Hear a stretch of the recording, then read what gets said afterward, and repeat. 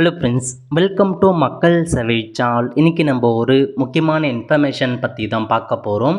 அதாவது TNPSC group 4 எக்ஸாமுக்கான cut off மதிப்பெண் என்ன, எவ்வளோ ரேங்க்கில் இருந்தால் நீங்கள் சேஃபாக இருப்பீங்க, இப்போ இதை பற்றின மொத்த இன்ஃபர்மேஷன் தான் இந்த வீடியோ வந்து பார்க்க போகிறோம். இந்த வீடியோ ஸ்கிப் பண்ணாமல் ஃபுல்லாக பாருங்கள். அது மட்டும் அல்ல, இந்த வீடியோ நிறைய பேருக்கு ஷேர் பண்ணுங்கள். ஃபஸ்ட்டு இந்த வெப்சைட் பண்ணிக்கோங்க. இந்த வெப்சைட்கான லிங்க்கை நான் டிஸ்கிரிப்ஷன் வந்து கொடுத்துட்றேன். டிஎன்பிஎஸ்சி குரூப் 4 எக்ஸாமுக்கான ரிசல்ட்டை வந்து பார்த்தா பப்ளிஷ் பண்ணியிருந்தாங்க. நிறைய பேர் உங்களுக்கான ரிசல்ட்டை வந்து செக் பண்ணியிருப்பீங்க. இது வரைக்கும் ரிசல்ட் செக் பண்ணாதவங்க எப்படி ஆன்லைன் மூலமாக ரிசல்ட் செக் பண்ணுறதுக்கு நம்ம சேனலில் போட்டிருக்கோம். அதை பார்த்து நீங்கள் தெரிஞ்சுக்கோங்க. ஸோ வெப்சைட் லிங்க்கை பொறுத்த வரைக்கும் இதுதாங்க. இதில் போயிட்டு உங்களுக்கான ரெஜிஸ்ட்ரேஷன் நம்பர், உங்கள் டேட் ஆஃப் பர்த்தை கொடுத்துட்டு கீழே ஒரு கேப்சா கொடுத்துருக்காங்க. அதை என்ட்ரு பண்ணிவிட்டு சப்மிட் கொடுத்தீங்க அப்படின்னா உங்களுக்கான ரிசல்ட் வந்து பார்த்தா இந்த மாதிரி ஓப்பன் ஆகிடும். ஸோ நீங்கள் வந்து தெரிஞ்சிக்க வேண்டியது total mark. So part A, part B, part C மூணுமே சேர்த்து டோட்டலாக எவ்வளோ மதிப்பெண் எடுத்திருக்கீங்க அது நீங்கள் செக் பண்ண வேண்டியது. அதுக்கப்புறம் நீங்கள் எந்தெந்த போஸ்ட்டுக்கு அப்ளை பண்ணீங்களோ அதில் உங்களுடைய ஓவரால் ரேங்க் என்ன, கம்யூனல் ரேங்க்கில், அதாவது நீங்கள் பிசினா பிசியில் என்னமான கம்யூனல் ரேங்க்கில் இருக்கீங்க, எஸ்சிஎஸ்னா அதில் என்னவான கம்யூனல் ரேங்க்கில் இருக்கீங்க, இதெல்லாமே உங்களுக்கு வந்து பொருந்துங்க. ஸோ இதை மட்டும் நீங்கள் தெளிவாக வந்து பார்த்துக்கோங்க. ஸோ டோட்டல் மதிப்பெண் எவ்வளோ, ஓவரால் ரேங்க் எவ்வளோ, இதெல்லாம் நீங்கள் ஃபஸ்ட்டு முதல்ல தெளிவாக வந்து செக் பண்ணிக்கோங்க. ஓகே. ஸோ அதுக்கடுத்து வந்து பாருங்கள், அதுக்கு கீழே நிறைய பேர் இன்னொரு சில பதவியெலாம் கொடுத்துருப்பாங்க. ஸோ ஜூனியர் அசிஸ்டன்ட் விஓக்கான போஸ்டிங் ஒரு ரேங்க்கும், டைப்பிஸ்ட்டுக்கு ரேங்க்கும், டைப்பிஸ்ட் டு ஸ்டெனோ டைப்பிஸ்ட் கொடுத்துருப்பாங்க. இந்த மாதிரி பதவி வைஸாக உங்களுக்கான அந்த லிஸ்ட்டும் வந்து வெளியிட்டிருப்பாங்க. ஃபாரஸ்ட் கார்டாக இருக்கட்டும், நீங்கள் எந்தெந்த பதவிக்கெலாம் அப்ளை பண்ணீங்களோ அதுக்கான ரேங்க் லிஸ்ட் எல்லாமே இதில் வந்து கொடுத்துருப்பாங்க. ஸோ முதல்ல உங்கள் ரேங்க் லிஸ்ட் என்ன அப்படின்றத தெரிஞ்சுக்கோங்க. ஓகே. ஸோ இப்போ நம்ம வந்து பார்க்க போகிறது ரேங்க் பற்றி பார்க்குறதுக்கு முன்னாடி, ஸோ நீங்கள் வந்து செலக்ட் ஆகிட்டீங்களா இல்லையா அப்படின்றத இன்னும் ஒரு 1 வீக்குள்ளே நீங்கள் தெரிஞ்சுக்கலாங்க. இதிலே கொடுத்துருக்காங்க உங்களுக்கு. In order to ensure transparency, the mark, overall rank, communal rank and special category extra have been published in the interactive mode அப்படின்னு சொல்லிட்டாங்க. அது மட்டும் இல்லாமல் விரைவில் உங்களுக்கு the list of ratio number of candidate professionally யார் யாரெல்லாம் அடுத்த கட்டத்துக்கு, அதாவது யார் யாரெல்லாம் செலக்ட் ஆகியிருக்காங்க அப்படின்றதுக்கான ஒரு லிஸ்ட்டை நாங்கள் வெப்சைட்டில் ஷார்ட்லி நாங்கள் வந்து அப்டேட் பண்ணோம். அதேமாரி இன்டிமேஷன் எஸ்எம்எஸ்ஸுக்கும் மெயிலுக்கும் நான் தனித்தனியாக அனுப்புவோம் அப்படின்றத சொல்லிட்டு இருக்காங்க. மேபி இன்னும் ஒரு 1 வீக்குள்ளே யார் யாரெல்லாம் செலக்ட் ஆகிருக்கீங்க அப்படின்றதுக்கான லிஸ்ட்டை கொடுத்துருவாங்க. அது 1 வீக் வரைக்கும் நீங்கள் வெயிட் பண்ணி பொறுத்தீங்க அப்படின்னா நீங்கள் செலக்டாக இல்லையா அப்படின்னு நீங்கள் தெரிஞ்சுக்கலாம். ஸோ அடுத்த கட்டத்துக்கு வந்து போவீங்க. சர்டிஃபிகேட் வெரிஃபிகேஷன், அதுக்கப்புறம் கவுன்சிலிங், அந்த மாதிரி ஒவ்வொரு ப்ராசஸ் நடக்கும். இன்னும் ஒரு 1 வீக்கில் உங்களுக்கான லிஸ்ட்டை வந்து கொடுத்துட்றாங்க. ஓகே. அதுக்கப்புறம் நீங்கள் பார்க்க வேண்டியது வேக்கன்சிக்கான இன்ஃபர்மேஷன். கரெக்டாக 4662 வேக்கன்சி டிஎன்பிஎஸ்சி தரப்புலேருந்து அறிவிச்சிருக்காங்க. உங்களுக்கு தெரிஞ்சிருக்கும். மேபி வேக்கன்சி இதுக்கப்புறம் அதிகரிக்குமா அப்படின்னு தெரிய வரல. பட் இப்போதைக்கு இந்த குறிப்பிட்ட வேக்கன்சி 4662 வேக்கன்சி உங்களுக்காக வந்து கொடுத்துருக்காங்க. ஸோ இப்போ அதுக்கப்புறம் அந்த வேக்கன்சிக்கான இன்ஃபர்மேஷன். முதல்ல என்ன பதவி அப்படின்னா ஜூனியர் அசிஸ்டன்ட் இன்க்ளூடிங் விஏஓ, அதுக்கப்புறம் பில் கலெக்டர் போன்ற பதவி. இது உங்களுக்கு நிறையா வேக்கன்சி. இப்போ வந்து பாருங்கள், ஒவ்வொரு டிஸ்ட்ரிக்ட் வைஸாக, ஒவ்வொரு டிபார்ட்மெண்ட் வைஸாக வேக்கன்சி கொடுத்துருக்காங்க. பில் கலெக்டரை எடுத்துட்டீங்க அப்படின்னா திண்டுக்கல் மாவட்டத்தில் மொத்தமாக வந்து பாருங்கள் 2 வேக்கன்சி. அந்த 2 வேக்கன்சி யாருக்கு? ஜென்ரல் பிஎஸ்டிஎம்மில் இருக்கவங்களுக்கு ஒரு வேக்கன்சி. ஸோ பிசி ஜென்ரல் பிஎஸ்டிஎம்மில் ஒரு வேக்கன்சி. அந்த மாதிரி ரிசர்வேஷன் கேட்டகரி வைஸாக ஒவ்வொரு டிஸ்ட்ரிக்டாக ஒவ்வொரு பதவிக்கும் யார் யார் ஜூனியர் அசிஸ்டன்ட் பதவி கொடுத்துருக்காங்க, விஓக்கான பதவி எந்தெந்த டிஸ்ட்ரிக்ட் எவ்வளோ வேக்கன்சி, எந்த ரிசர்வேஷன், இந்த பிடிஎஃப் மட்டும் நீங்கள் தெளிவாக ரெஃபர் பண்ணுங்கள். இதிலே நீங்கள் வந்து ஸோ ரிசர்வேஷன் எல்லாமே தெரிஞ்சுக்கலாம். அதேமாரி டைப்பிஸ்ட்டு கொடுத்துருக்காங்க, ஸ்டெனோ டைப்பிஸ்ட்டு கொடுத்துருக்காங்க. அதுக்கப்புறம் அந்த பப்ளிக் செக்டாருக்கான ஜாப்லாம் இருக்குது பாருங்கள், அதெல்லாம் கொடுத்துருக்காங்க. இதை நீங்கள் பிடிஎஃப் ஃபோன்த்தை வந்து செக் பண்ணி பார்த்துக்கோங்க. அதில் நீங்கள் இன்னும் ஓரளவுக்கு கிளியராக வந்து எல்லாமே எந்தெந்த ரிசர்வேஷன் எவ்வளோ வேக்கன்சி அப்படின்னு தெளிவாகவே மென்ஷன் பண்ணிட்டாங்க. இதில் நீங்கள் இன்னும் டீட்டெயில்ஸாக நீங்கள் தெரிஞ்சுக்கலாம். ஓகே. ஸோ இப்போ அந்த கட் ஆஃப் ரேங்க் என்ன, அதை சேஃப் ரேங்க் என்ன, அதை பற்றி பார்க்கலாம். ஸோ மொத்தமாக 4662 வேக்கன்சி கொடுத்துருக்காங்க. அதில் junior assistant VAO bill collector போன்ற பதவிக்கு 2426 வேக்கன்சி, டைப்பிஸ்ட்டுக்கு 1392 வேக்கன்சி, ஸ்னோ டைப்பிஸ்ட்டுக்கு 361, மீதி இருக்க பப்ளிக் செக்டருக்கான வேக்கன்சி 277, ஃபாரஸ்டருக்கு 206 வேக்கன்சி கிட்ட கொடுத்துருக்காங்க. இதுதான் ஓவரால் வேக்கன்சி மற்றும் பதவியை அறிவிச்சிருக்காங்க. ஸோ முதல்ல இப்போ நம்ம ஜூனியர் அசிஸ்டன்ட் அந்த பதவியை பற்றி பார்க்கலாங்க. 2426 வேக்கன்சி. ஸோ இந்த 2426 வேக்கன்சிக்கு தான் மேக்ஸிமம் எல்லாருக்குமே எலிஜிபிள் இருக்குங்க. ஏன்னா வந்து பாருங்கள், மற்றது இப்போ டைப்பிஸ்ட் அப்படின்னா அதுக்கு டைப் ரைட்டிங் முடிச்சிருக்கணும், ஸ்டெனோ அப்படின்னா ஸ்டெனோ முடிச்சிருக்கணும், அதேமாரி வந்து ஃபாரஸ்ட்டுக்குனா அந்த height weight chest measurement driving licence அதெல்லாம் கேட்டிருப்பாங்க. இப்போ இந்த 2426 வேக்கன்சிக்கு ஆல்மோஸ்ட் ஓரளவுக்கு எல்லாருக்குமே எலிஜிபிள் இருக்கும். ஏன்னா நார்மலாக எல்லாருமே இந்த பதவிக்கு அப்ளை பண்ணியிருப்பாங்க. ஸோ இப்போ இதை பற்றி பார்க்கலாம். ஓகே, இப்போ இந்த 2426 வேக்கன்சியில் ஜென்ரல் மட்டும் 705 வேக்கன்சி அவங்களுக்கு போகுது. பிசிக்கு 607 வேக்கன்சி இருக்குது. பிசி முஸ்லீம்க்கு 82 வேக்கன்சி, எம்பிசிக்கு 463, எஸ்சிக்கு 449, எஸ்சிக்கு 71, எஸ்டிக்கு 49 வேக்கன்சி. ஓவராலாக 2426 வேக்கன்சி கொடுத்துருக்காங்க.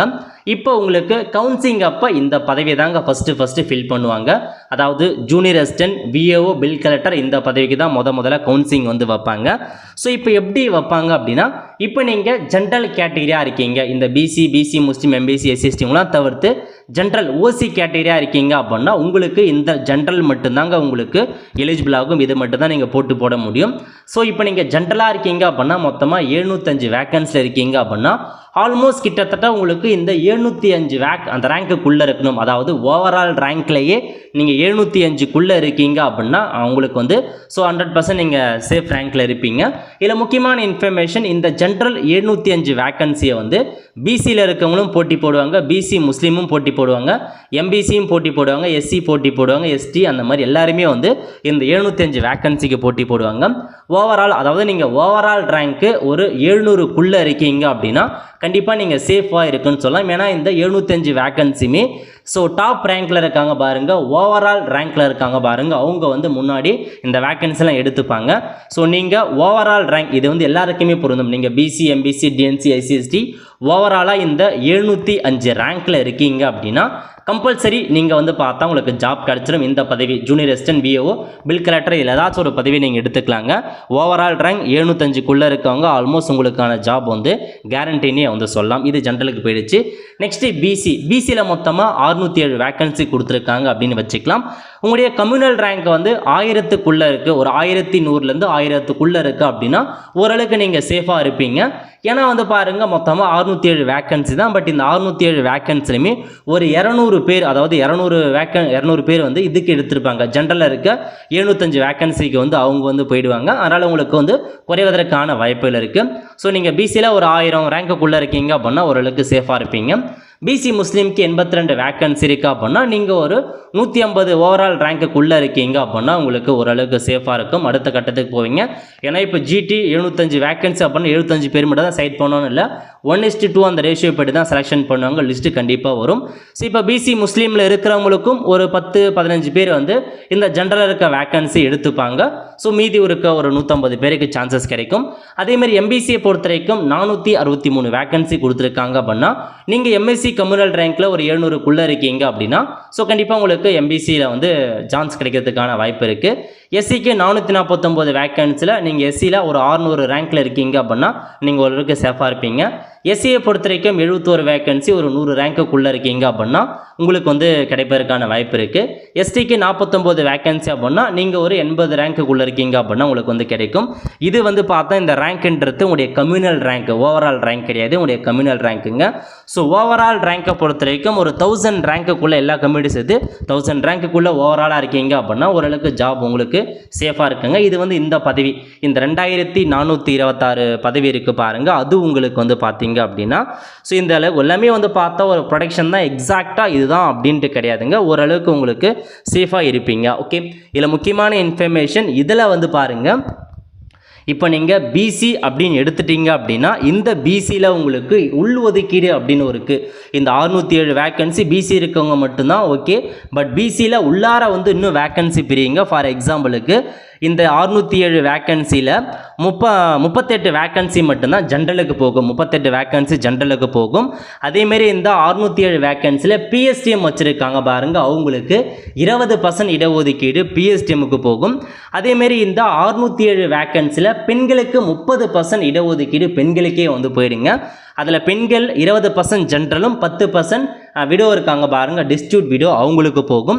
அதே மட்டும் இல்லாமல் இந்த 607 வேக்கன்சியில் டிஃப்ரெண்ட் டேபிள் பர்சனுக்கு 4% வேக்கன்சி போயிடும், எக்ஸ் சர்வீஸ் மேனுக்கு 5% வேக்கன்சி போயிடும், ஸ்போர்ட்ஸ் பர்சனுக்கு இந்த மாதிரி உள் ஒதுக்கீடு அப்படின்னு இருக்குங்க. அதாவது இதெல்லாமே வந்து நார்மலாக இருக்க ரிசர்வேஷன் பிசி எம்பிசிக்குன்னு போகும். பிசியில் அப்படின்னா அது உள்ளார இருக்க ஒதுக்கீடு 38% ஜென்ரலுக்கு, 20% பிஎஸ்டிஎம்க்கு, 30% பெண்களுக்கு, இந்த மாதிரி உங்களுக்கு உள் ஒதுக்கீடு போகும். இதில் வந்து பார்த்தா பெண்களாக இருக்கவங்களுக்கு கொஞ்சம் அதிகமாக கிடைக்கும். அதுவும் நீங்கள் பெண்களாக இருக்கீங்க, பெண்கள் பிஎஸ்டிஎம்மாக இருக்கீங்க அப்படின்னா இன்னும் உங்களுக்கு நிறைய ஆப்பர்ச்சுனிட்டி இருக்கும். ஸோ பெண்களில் PSTM different table person widow அந்த மாதிரி கேட்டகரிக்கும் இன்னும் நிறையா சான்சஸ் இருக்குது. இந்த மாதிரி உள் ஒதுக்கீடும் நிறையா இருக்குங்க, அதெல்லாம் வந்து பார்க்கணும்.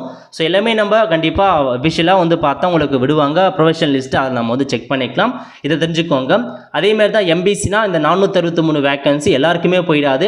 எம்பிசியில் இருக்கிற ஜென்ரலுக்கு போகும், எம்பிசியில் இருக்க பெண்களுக்கு போகும், எம்பிசியில் இருக்க பிஎஸ்டிஎம்முக்கு போகும், எம்பிசியில் இருக்க எக்ஸ் சர்வீஸ்மேன், எம்பிசியில் இருக்க விடோ கேட்டகரி, அதேமாரி எம்பிசியில் இருக்க அந்த டிஃப்ரெண்ட் டேபிள் பர்சன், இந்த மாதிரி தனித்தனியாக உள் ஒதுக்கீடு பிரிஞ்சு போகுங்க. அதேமாதிரி தான் எஸ்சிஏக்கும் எஸ்டிக்கும் இந்த மாதிரி வேக்கன்சி பார்க்குறதுக்கு இப்படி தெரியும். இதில் இன்னும் உள் இடஒதுக்கீடு நிறையா இருக்குது, அவங்களுக்கு எல்லாமே வந்து போகும்.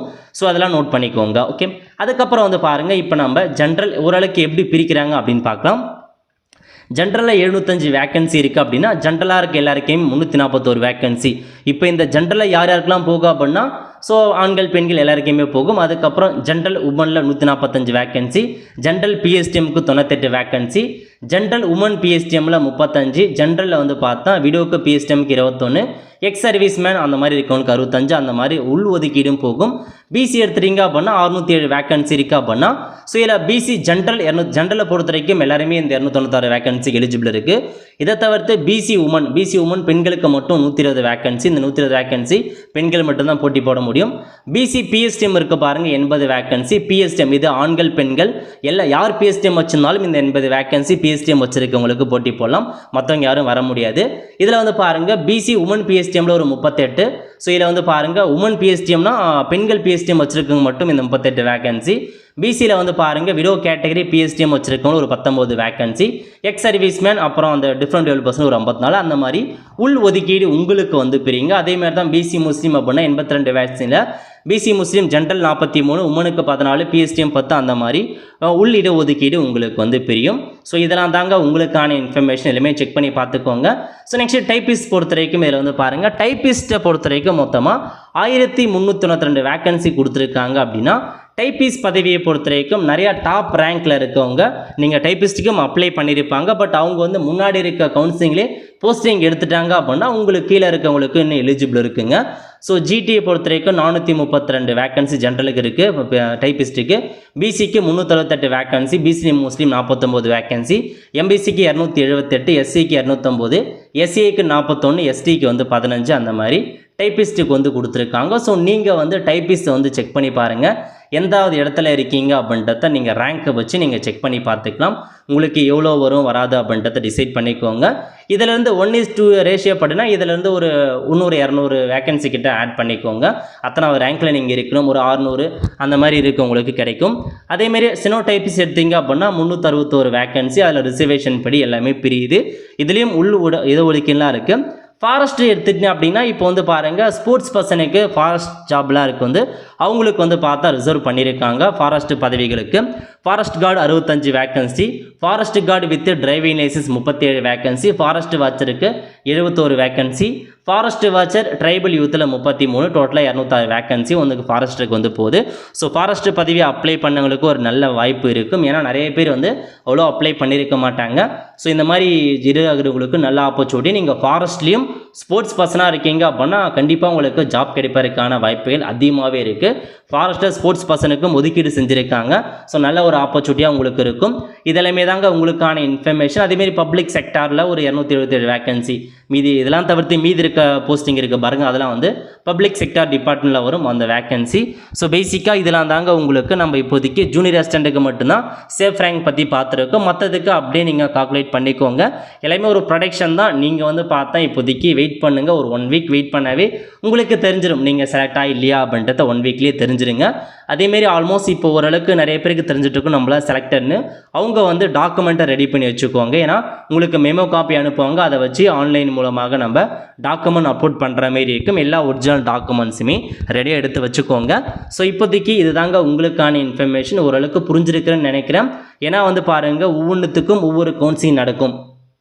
ஜூனியர் அசிஸ்டன்ட்க்கு ஃபஸ்ட் நடக்கும், அப்புறம் டைப்பிஸ்ட்டு, ஸ்டெனோ டைப்பிஸ்ட், அந்த மாதிரி ஒவ்வொன்றுத்துக்கும் கவுன்சிலிங் நடக்கும். இப்போ முதல்ல ஒரு 2 டேஸ்லேயே இந்த போஸ்டிங் எல்லாமே வந்து பார்த்தா கவுன்சிலிங்கில் எல்லாமே எடுத்துருவாங்க, அவங்களுக்கு போயிடும். டாப் ரேங்க்கில் இருக்காங்க பாருங்கள், ஓவரால் ரேங்க் ஒரு டாப் 2000 இருக்கவங்களுக்கு ஓரளவுக்கு நல்ல ஆப்பர்ச்சுனிட்டி இருக்கும். அதேமாரி பிஎஸ்டிஎம் நல்ல டாப்பில் இருக்கவங்களுக்கு வாய்ப்பு இருக்குது. விடோக்கும் அந்த மாதிரி வாய்ப்பு இருக்கும். எல்லாமே ஓரளவுக்கு டாப் ரேங்க்கில் இருக்கும். ஆல்மோஸ்ட் வந்து ஒரு 1000 இருக்கணும். அது ஓவராலாக இருக்கட்டும், இல்லை கம்யூனல் ரேங்க் காட்டும், ஒரு 2000 1000 அப்படிலாம் இருக்கீங்க அப்படின்னா உங்களுக்கு ஓரளவுக்கு சேஃபாக இருப்பீங்கன்னு தான் அர்த்தம். ஸோ வெயிட் பண்ணி பார்க்கலாம். எல்லாமே ஒரு ப்ரொடக்ஷன் தான். மறக்காமல் நீங்கள் எவ்வளோ மதிப்பெண் எடுத்திருக்கீங்க, உங்களுக்கு எவ்வளோ மார்க் வருது அப்படின்றத கமெண்ட் பாக்ஸில் தெரியப்படுத்துங்க. உள்ஒதுக்கீடு நிறையா இன்ஃபர்மேஷன்ஸ் இருக்குது. இந்த பிடிஎஃப் அரண்டம் போனீங்க அப்படின்னாவே நீங்கள் தெரிஞ்சுக்கலாம். ஸோ எத்தனை நம்ம டிஸ்ட்ரிக்டில் எவ்வளோ பேருக்கு என்ன இடஒதுக்கீடு கொடுத்துருக்காங்க. ஸோ நம்ம டிஸ்ட்ரிக்ட் தான் நம்ம செலக்ட் ஆகணும் கிடையாது, ஏன்னா இது ஓவரால் தான் கொடுத்துருக்காங்க. இன்கேஸ் நீங்கள் செக் பண்ணி பார்த்துக்காங்க, ஒவ்வொரு டிபார்ட்மெண்ட்டாக ஆரைக்கான போஸ்டிங் இருக்குது. அந்த ஜூனியர் அசிஸ்டன்ட், ஜூனியர் இன்ஸ்பெக்டர், அந்த மாதிரி நிறையா போஸ்டிங் கொடுத்துருக்காங்க. செக் பண்ணி பார்த்துக்கோங்க. இது வந்து பார்த்தா ஒரு ப்ரொடக்ஷன் தான். பட் வெயிட் பண்ணுங்கள், 1 வீக்கில் நமக்கு தெரிஞ்சிடும். அவ்வளோதான் ஃப்ரெண்ட்ஸ். கண்டிப்பாக இந்த பிடிச்ச லைக் பண்ணுங்கள். அது மட்டும் அல்ல, இந்த வீடியோ நிறைய பேருக்கு ஷேர் பண்ணுங்கள். அடுத்து ஒரு நிலையில் சந்திப்போம். நன்றி, வணக்கம்.